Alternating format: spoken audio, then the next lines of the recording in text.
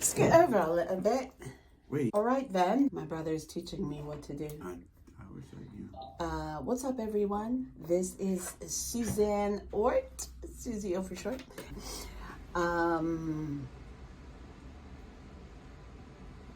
Today's podcast, I am very interested in talking about food and how it affects our system.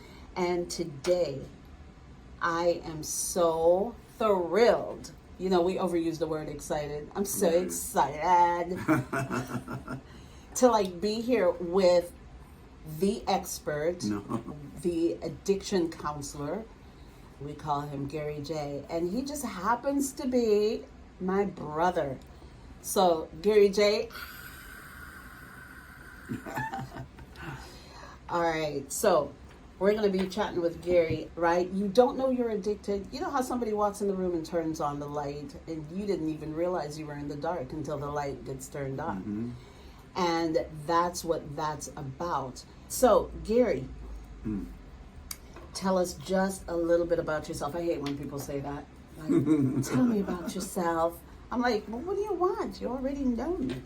So if you were to talk to somebody about who you were and what you were about, what would be important to you for them to know about me? You know what? I try to be a motivator in that I try to give people another perspective because one person once says, perception is stronger than truth in the eyes of the perceiver. It is. So I think if you can help someone see something that may not be their reality right now, Right.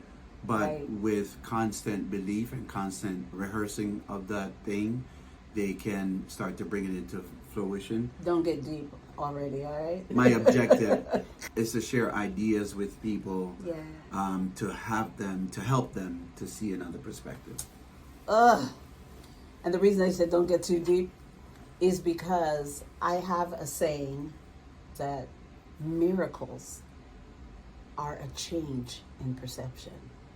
So if sometimes you're in a particular place and you have a particular perception and you need to get from one place to the other, and as we know, this is right unbridled, associated with wellness and impact. What else? Just to see another perspective, because I think one of the main objective where addiction is concerned is people tend to see themselves in a reality that is created by either their addiction, and addiction in and of itself is the repetitive, compulsive use of a substance wherein you feel that you need this certain thing in order to soothe, to manage, to mitigate life. So I believe showing them that their thinking is distorted and that their thinking is perhaps, misguided, misdirected, I think it actually helps them in assessing what they need to do to bring about that change. Repetitively, repeatedly talking to them, taking them through this, what they refer to as CBT, cognitive behavior therapy, which is where you deal with a person based on the way they think, and not just the way they think, but then also incorporate things like MI or motivational interview, wherein you ask them certain open-ended questions. They're able to relate to you, how their thinking is, and then you perhaps provide them with some perspective as to how consequential that thinking is, and then cause them to come to the conclusion. Reverse psychology, as they say. Yeah. But no, seriously, it's just a matter of bringing them to understand that, wait, what I'm doing is so messed up. Yeah. So, why not do things differently?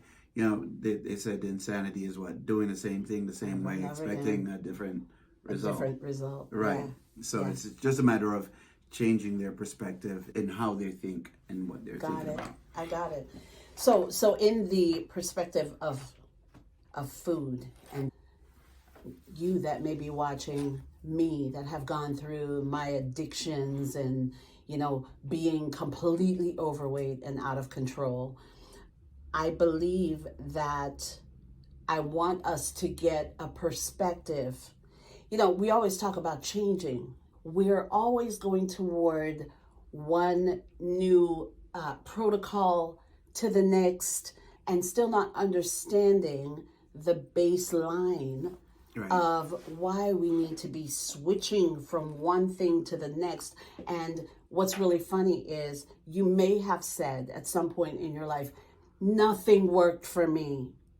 I've done it and it just doesn't work. So what I want to do is to get to the bottom of what goes wrong with us when we're trying to make a change and nothing's happening. One girl that I was talking to last week, she said, I was losing weight so well. I was doing so well. And then it stopped, right? Then it stopped. And then I decided it's not working for me, so I'm going to go get a Whopper. I'm not going to say your name, but what happens there? Mm-hmm. What happens there all the time when we want to make that change Mm-hmm. and then we decide just in that moment, this is just not working for me, especially if there is some sort of delay, disappointment, Mm-hmm. or something is not going quite linear the way that we expect it to, right? It might be stress, Mm-hmm. whatever it is. It might be some sort of discomfort. Mm-hmm. You just said it right there. Okay. I was waiting for Yeah. that word. Yeah. So one of the main thing is with addicts, and to be honest, we're all addicts from some perspective. That someone once said, if you're not addicted to something, there's Show something your coming. hands. Because here's the crazy thing: Yeah. when we can make commitments Yeah. and we can make strives to do certain things, but the bottom line is when the reward doesn't come through as you expected immediately, sometimes it's the whole patience of waiting. The thing about addiction is when you engage in that activity for a repetitive a period of time, you create what they refer to as neural pathways, wherein you are constantly That's wiring. groove, that groove. You're kind Exactly. of carving it out. Exactly, and that wiring has now solidified to the point where, in order to do something different, it's going to be harder. Okay. It's going to be really hard. Okay. But the thing about it's not impossible. What I think it's Dr. Joe Dispenza. Joe Dispenza, he talked about how when we start doing things based on what our bodies want instead of our minds, what tends to happen is that the mind is the master and the body I'm like, you're freaking me out. Okay. the mind is the master, the body is the servant. Yeah. And what tends to happen is if we continue to feed the flesh or the servant over and over again. Remember, Bishop Wagner said, whatever you feed will grow and what you starve will die. Yeah. If you continue to feed the flesh over and over again, what tends to happen is you create this neural pathway that's now it's so ingrained, it's so routine, it's so structured that any kind of pull away from that, it's going to cause discomfort. Many of us aren't ready to go through that discomfort or don't want to go through that discomfort. Right. And So in the we case give of in. bad habits, In case of bad habits, you've already created the routine. You cannot just walk away from it unless, for instance, you actually decide to get to a point where you start making incremental changes. right. People tend to be like, okay, from today, I'm not doing any more sugar All for or the rest nothing. of my life. Right. So that all or nothing thinking is also another distorted thinking with addicts. So thinking that I'm just gonna cut off sugar right now. I'm not gonna have any sugar. I'm just gonna eat chicken and broccoli for the rest of my life or whatever. That's not doable. So when we start making incremental changes, remember, just 1 degree of change will create a greater result. Just 1 degree. And the crazy thing is, we tend to feel as if that small incremental change is not significant enough. So we ignore it and we just kind of let it go. Right. But if we can stick with those small incremental changes, I think that will actually create the momentum in order for us to build the resistance that we need for Gosh, I those things. love this because I'm thinking of like you're discussing or you were explaining neural pathway. I'm thinking of a shovel, right? Okay. Yeah, we start digging and it's a little bit shallow. But then we keep digging. It's like we're making that path, the beaten path. You know how exactly. So that would be more along the lines of an analogy. When we were kids, we used to walk through this field right. In the summertime to go to the pool. And over the winter, everything kind of grows over. Yeah. But then in the springtime, when the pool opens up and you go to cut through that field, there is a slight resemblance of the path, but it's already grown over. Right. But the more you go through, you know that path will lead you. But the more you go through, before long, it becomes beaten or it becomes that clear path. Right. And the more we do that, what we don't understand is the more we do that is the more we literally are rewiring the brain. We're literally rewiring the brain. Everyone is wired for success. But all you need is one negativity, one person to tell you, you're fat, or you're no good, which is one of the reasons why people in substance to have had trauma in their past. And trauma isn't necessarily they were beat up all the time, but sometimes people are verbally abused, and that verbal abuse tend to create a depiction in their minds as to who they are, and they start to see themselves in a negative perspective. So no one is born with low self-esteem, right? We acquire low self-esteem based on relationships that we get into, or based on sometimes the relationships that we're defaulted to, our parents, mother, father, sister, brother. I recently read a book about the immature parent, and it's really profound because as a parent, having not dealt with certain emotional trauma and or abuse in your life, you can tend to pass on that to your child based on how you respond or react to different things. Okay. Like parents, I'm not going to get into a whole nother topic because that's a whole nother topic. But still, trauma tends to propel people into these negative thinking, and these negative thinking tend to remain the same way. I shared with a group the other day that in physics, things in motion tend to stay in motion unless acted upon by an unbalanced or outside source. So the same way it is with thoughts, that's called ruminating. When we start to ruminate, when we start to think of the same thing over and over again, I'm a bad person, I'm horrible, I'm terrible, all these different things about me, blah, blah, blah. Spin cycle. And so what tends to happen is we go down that same road. Before long, we create that neural pathway.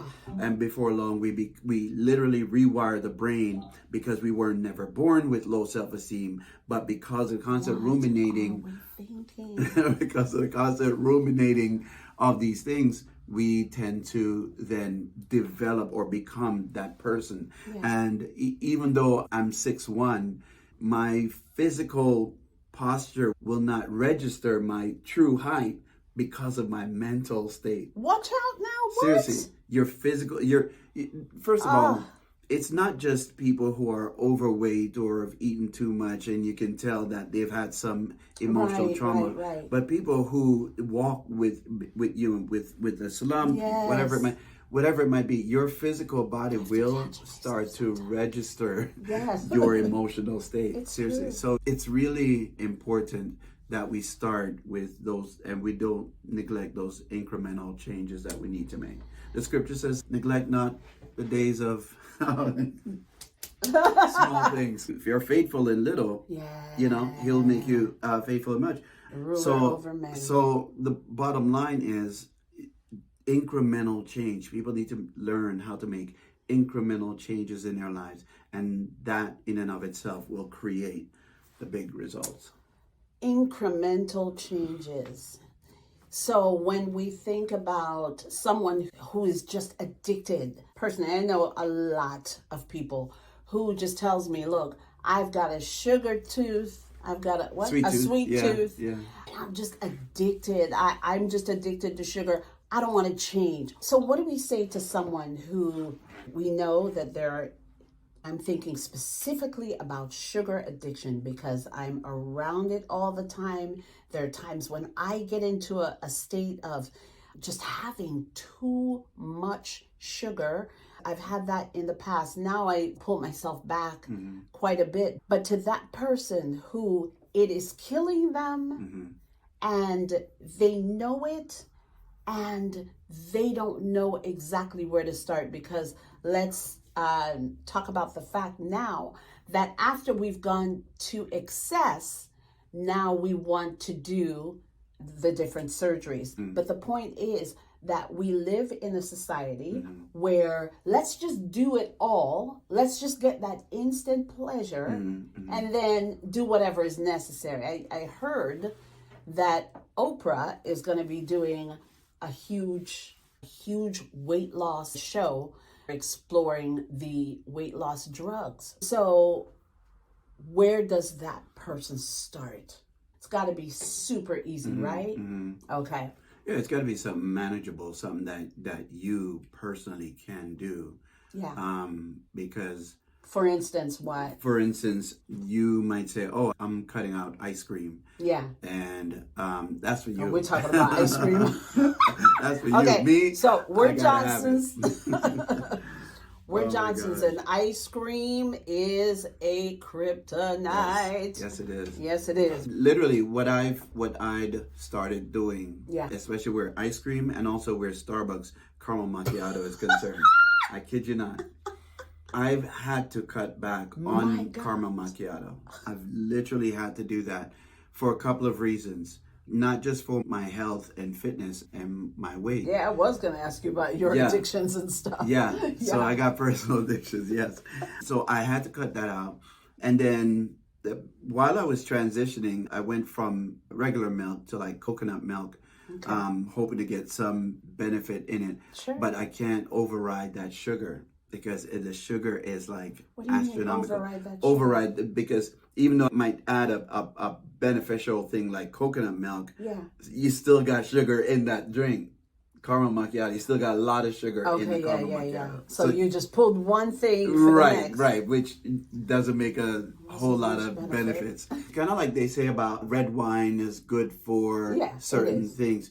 But the crazy for the thing heart. about it is that red wine in and of itself, you would have to drink so much of it in order to get the actual benefit of what it actually, yes, it has true benefits, but again, working in addiction, you have to learn to know these things because people promote those, but haven't done the full research in terms of, yes, it does have those benefits, Yeah, but those you are have to the- drink a those- whole lot of it Yeah. in order to get those benefits when Yeah. you can actually get those benefits in other means. But the bottom line is where The caramel macchiato. caramel macchiato and the ice cream is and concerned, there's sugar in it. what I started doing is getting the small of everything. It just started getting the small of everything and holding back on the extra, the extra shot, the extra whatever, holding back on the extras. And literally went down to now having medicine balls. What do they call them? I think they have a real name for them in Starbucks. Okay. But they're medicine balls. Come to find out, they're not even made with real honey. They're made with some kind of honey substitute. But yeah, and then because I'm so addicted, not just to the product from Starbucks, but I'm actually addicted to the culture, to the place itself. yeah.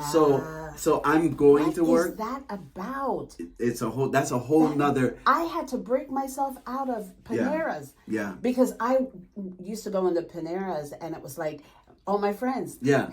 Hey! Bougie hey, for no Suzanne, reason. What's going on? Bougie And for no always, reason. Bougie for no reason. And always ran into somebody Yeah. who needed my advice on something. Yeah, so you just, oh yes, I'm going into what you call Yeah, it. yeah. Yeah, because I you want had to be to walking rate in with your myself. Starbucks cup, and you want Yeah. to. You got your cup. It's got the big label. It's iconic, right? So what I've been doing now is I'm walking The with my tea, culture. but I've also. You just opened up a can of worms. But Okay, go for it. also, she abused me like this every day. This is normal. But not only that, because I wanted to stay in my little world, I started ordering 2 venti cup of water. I still get the Starbucks cup. I still get to go to the place. You better get out of here. 2 venti cup. And when I Does did the one at research, least have coffee? no, I'm talking about this is all water. When I did the research, for me, drinking 4 of those a day is my water intake. It's 8 glasses. It meets my water. 8 ounce yeah. glasses because it's 16 ounces apiece. The venti. Oh, it's a little more than that. Yeah, okay. Oh yeah, All right. we're not talking about the coffee cups. We're talking about the water, the clear ones. Okay. So drinking 4 of that meets my Yeah, your water requirement for the Yeah. But so I still get to go to Starbucks. I still get, but I'm doing something a little healthier. I used to literally go to Handles every single Sunday night, and I would get not the large but a medium hurricane, right? Okay.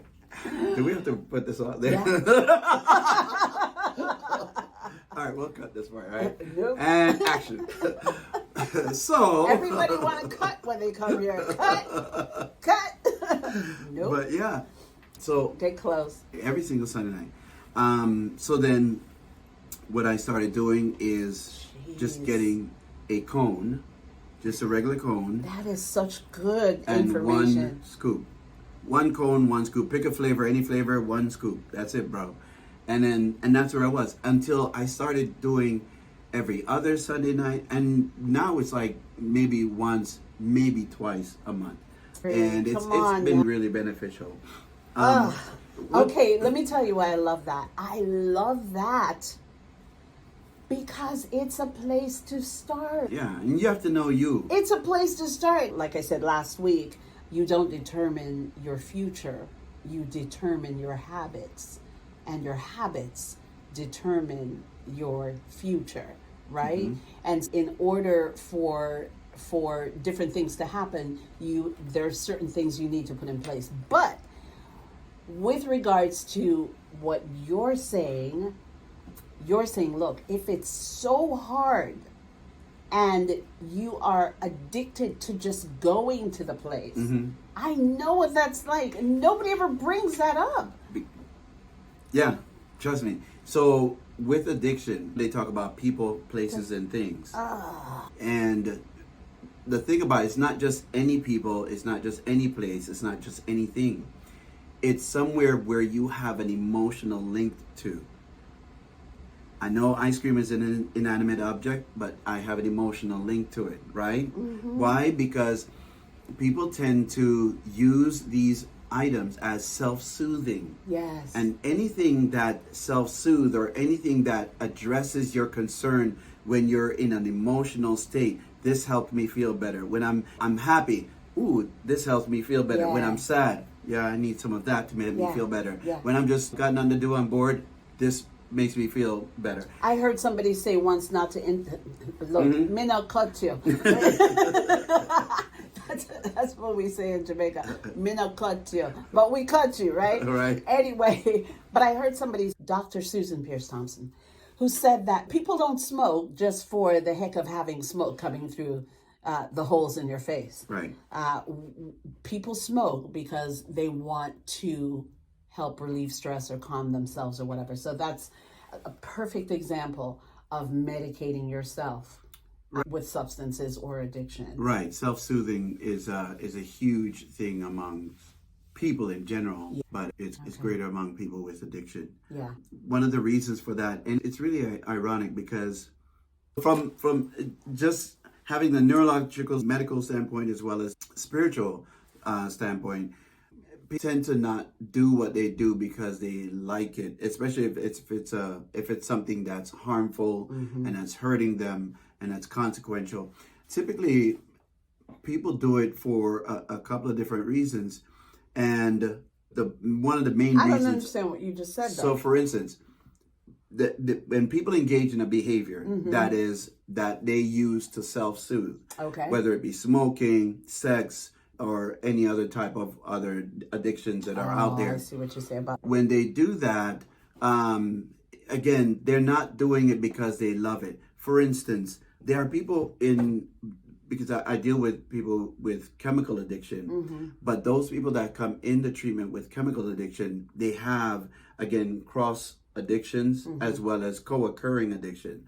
For instance, there's someone who's a gambler and he's got an addiction to gambling, but whenever he gambles, he drinks. And every time, if he's out there and he's drinking, he wants to gamble. And so that's a co-occurring addiction. Right. There are people, and I know, I guess the term codependent wouldn't refer to two addictions. It would refer people to people. right, Okay. codependence relationships, Okay. interpersonal relationships. So you have a co-occurring addiction, but then you also have what is called a cross addiction, which is, I know based on some studies in the homosexual community, a lot of the gay men who are on meth, they not just use it to get high, but they use it to enhance their pleasure. And so they go out and they engage in sexual activity. They come home, they feel terrible, they drink,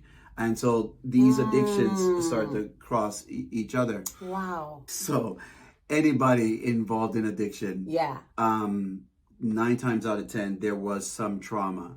Now, you will come across people who like, well, I never got beaten up, I never got whatever, I just became curious and I just started using. But again, trauma tends to, propel people in that direction. So what everyone who is in any type of addiction, whether it be sugar, whether it be food, chemical addiction, the bottom line is they are dealing with something that not only the weight loss surgery or the weight loss medication or the naloxone, which is a chemical that they use for people with opioid addiction, it's not just those things that are going to be addressing the concern, but they also need to go through some kind of counseling. For instance, I met a young lady once who came in, she was being detoxed, and she, I had a one-on-one session with her, and she was sharing how she went through weight loss, and when she got the surgery, but she was ill-advised in that she got the surgery before she got any kind of counseling. The weight started dropping. She started feeling better about herself, so she put herself out there. She started getting involved in all these social activities, sex and drugs and everything like that, until she became back smagging an addiction. And so the same addiction that drove the food compulsion is the same addiction that drove the chemical use. So anyone involved in any type of addiction need to sit down and talk with someone. They need to really address it. So whatever, regardless of their background, regardless of their sexual preferences, everyone really need to sit down and talk one-on-one with some people. So let me ask, how do we know if there is something to deal with, right? This is something that I talk to clients about all the time. It's like, how do we know that there is something that we're not dealing with? And when there's something, for me, in my experience, there is a sense of discomfort. Anytime that there is a situation where there's something you're supposed to do, but you take the detour to distraction, binging, addictions, and all of that. So should we be advised as to how to recognize when to stop and take a second look? Because I think we say that all the time. I hear counselors say, oh yeah, then you should be counseled and this and that. Ain't nobody stopping to listen to Our world is so freaking busy. Nobody has time to think about what's going on in here. We're constantly stimulated from outside, and we have no idea why I'm so addicted to this or I'm so addicted to that, especially in this case, the sugar addiction. In other cases, drugs, sex, social media, you name it. When do we start to recognize when there is a tiny little fight somewhere between your decision and doing the thing, when there's that discomfort right there? Yeah, I mean, how do we take that look? Well, the thing is, if we're talking about a normal adult person who understands good from evil, moral from immoral, right from wrong, up from down, everyone's going to struggle with making those decisions at some point in their lives. The light's turning yellow. Should I go through? Should I stop? Should I go through? I'll just go through it. Everyone's going to struggle with those consequences.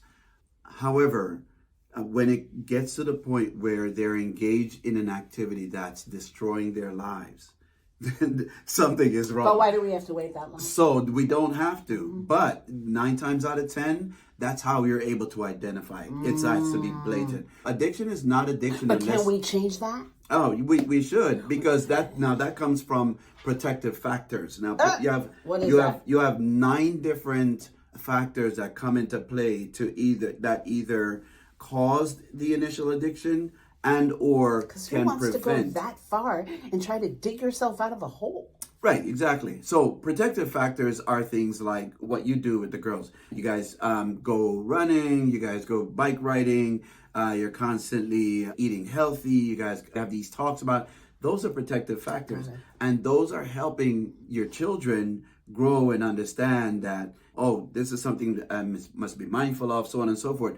And so what tends to happen, ironically, I talk about children, a person can be genetically linked to their addiction based on their past, their mother, father, grandparents. Heredity. Right. And it is a true statistic that a child that is born to parents of addicts, you can remove them from the home at the time of birth, they're still 8 times more likely to become addicted. Why? Genetically, again, the wiring. Just because they're susceptible based on their wiring doesn't mean that they have to. Right? Now, what comes into play to help that person who basically is wired for addiction, what comes into play are the protective factor. So the protective factors are, again, teach them while they're young. Teach them while they're young. Train up the child in the way it should go. Those are protective factors. When, as an adult, going back to your grown person, right from wrong, whatever, and we start having these little struggles, when we recognize those struggles, A, we should address them. Right. B, if we can't address them, like I shared, things in motion tend to stay in motion unless acted upon by an outside or unbalanced source. So if I find that I keep going down the same road over and over again until I reach out to someone to help me, I will keep going down that road. Or someone might reach out to me and says, hey, I noticed X, Y, Z, whatever. That can deflect you or change your course of action. But 9 times out of 10, an addiction is not an addiction unless there are severe consequences. The experiment that they use with rats, in that they would have the rats drink the laced water over and over again till it killed itself. They decide to implement some kind of consequence, like an electric mat. So every time the rat stepped on the mat would electrocute him. When the rat is addicted to the substance, it electrocutes him, but he will still be electrocuted, and he'll keep going until the consequences, literally, they will die from the consequences. And that's why treatment comes into play. That's why, trust me, to intercede. All these other things, social media, the feed and everything like that, people being busy and stuff like that, when a person has a severe problem, none of that even comes into play. None of that even. when when a person has a severe problem, they will do one of two things: they will use until they die, or eat until they die, or they will seek treatment. Sometimes people seek treatment Unbelievable. due to the consequences. They have what is called internal motivators and external motivators. My health, my lungs, my weight, I'm gonna get fired. all these different things. Yeah. I'm Doctor said. doctor says, because I had to respond to the doctor says before. Yeah. And so those are internal consequences. External consequences. I'm spending too much money on this. My bank account is gone. I lost my car. I gambled my Right, my rent. credit is I'm in now the I'm toilet. homeless. Blah Yeah. blah. And all these are external consequences. So when people are faced with severe consequences, that's when you know the severity of their problem is a significant problem. So some of us, with regards to eating, some of the consequences may be my clothes won't fit. I don't want to go out anymore. I have women who tell me when it's time to go out, no, I don't want to go. If they don't look a certain way. When they do, it's like, let's go. Let's go out. Okay? But the deal is that when some of us are still in the place where all of these consequences are there, but we are still going. You're saying that the consequences sometimes have to be even more severe. For everybody's bottom's not the same. Yeah, this is true. A young man once said, my friend died in my arms of overdose, died in my arms. And the only thought that came to him was, where to get the stuff so I can go get some. So everybody's bottom is not the same. I mean, people lost their house, their cars, their relationships, everything. They lose their jobs, they lose their family. Everybody's severity, everybody's consequences is Give us varies. some hope. So hopefully, here's the hopeful side of things. Yeah. Addiction will drive you into isolation. I don't want to eat in front of everybody. I feel judged. I don't want to go out because I don't feel like I look good, whatever it might be. So addiction will drive you into isolation. The hope part comes in when we reconnect ourselves to people, regardless of how we feel, think we look, all these other things. Because when we stay disconnected, we will die in our disconnection. Oh my gosh. Right? So human beings, in and of itself, that book I was sharing with you earlier, So The Least of Us. addictions eventually isolate. Oh, yeah. So when people start to isolate, they don't want to come to the party, they don't want to come to the dinners, they don't want to come around anybody, they don't want to show up at church. And people think, oh, you just miss, what do you call it? Antisocial. Antisocial, that's the. But sometimes that's not the case. Sometimes people are actually going through something. I understand. And even there are times when we may be part of a group and we just don't want to, I don't want to participate. I don't want anybody getting in my this and that. I don't want to put myself out there. I don't want to be transparent or vulnerable or anything like that. And that happens to people, what I would see on the regular. But I do, now that you're talking, I'm associating that kind of behavior with the struggle. Right. Yeah. So, in just to put a cap on the end of that, in terms of isolation, it is a known fact that loneliness is as a carcinogen, just like a cigarette. No one dies from smoking one cigarette, but you keep smoking, you will end up dying. It's the same way it is with loneliness. You stay isolated, you keep isolating, you keep detaching yourself from people, you will die. However, being reconnected to people, being re-engaged, engaging in activity, going out, calling, talking to someone, reaching out. No matter how you think you look, you have two left feet, go dancing. You're awkward on the, what's that one machine where you? Elliptical. Yeah, elliptical. I can never use that thing. It's you're just, your legs are going one way. It's like, but no matter how awkward you feel, just do it. I mean, again, Nike coined it. Just do it, honestly. Amazing. So if I should leave you with three things. Reconnecting and re-engaging with people is a huge part of the arsenal that you want to help to mitigate that. And then, of course, also doing things in incremental measurements in terms of small little changes. Yeah. The third one, I have no idea. But I always say there's three. Listen, but there's hold got to up, be a third hold one up. out there. The third one, just like we talked about last week, is repetition, dude. Yeah. Oh, yeah. Is repetition. You nothing, because we have that cycle of addiction: the cue, the craving, the response, and the reward. Yes. You see what I'm saying? The cue, the craving, the response, and the reward, and that's a whole nother story. But Yep. That's crazy because in addiction also the cycle of that is the thought, the emotion, and then the behavior. Whoa. The thought, the emotion, the behavior. Thought, the emotion, Yeah. behavior. When you think the thought, what is the emotion that you feel, Yeah. and what's the behavior that you engage the in? behavior, but then you have that reward. Oh, absolutely. That's And the behavior creates the reward. Yeah, exactly. And you go back to your thought. Yeah. Oh my God! So that thought, when we talk about a cue, where you probably see a McDonald's commercial on TV. Right. Oh, I could have that. Right. That's the Right. thought and all of that. So, go ahead. So lastly, just going back to the emotional connection that people have with things. Yeah. Everything that triggers us Yeah. has an emotional tie. Every single thing that triggers us. Every food, every Piece of music. every music, Yeah, every choice. person that triggers us Oh man. have an emotional tie. And it's ironic because the scripture says the love of money is the root of all evil. Not because money. people said money is the root of all evil. But when it's you not. add the emotion to the money, come on that's now. where the evil comes into play. The love And it of just blew my sugar mind. is Right. the root of all addiction. Ironically, sugar primes the brain for other addictions, other chemical addiction. Gateway Sugar drug. primes the brain. So maybe we'll talk about it another time. Wow. Oh my gosh.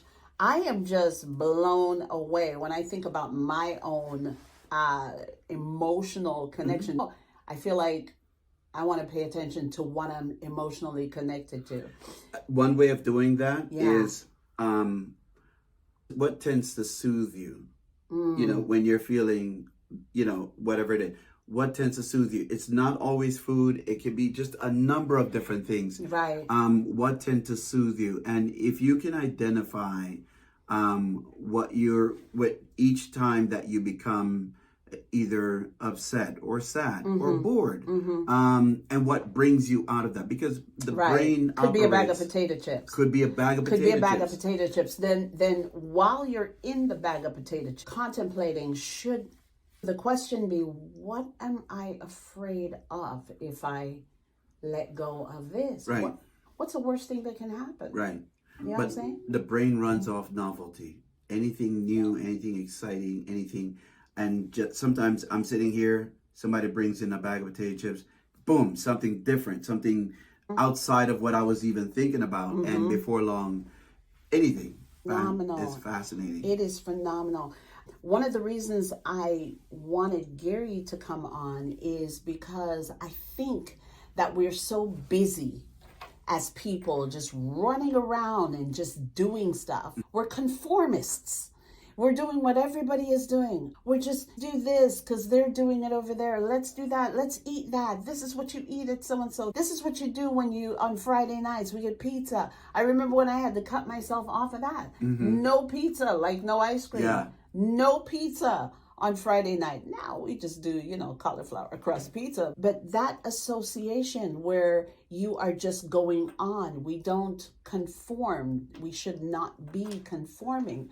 But once again, we should transform by the renewing of our minds. It always has to be turning over, getting new, getting more information. And that's what I want to be doing for you, so that you can think, so that you can see things from a totally different perspective, that you don't live your life conforming to what so-and-so says you should be doing. But I am so happy that this is G-Force.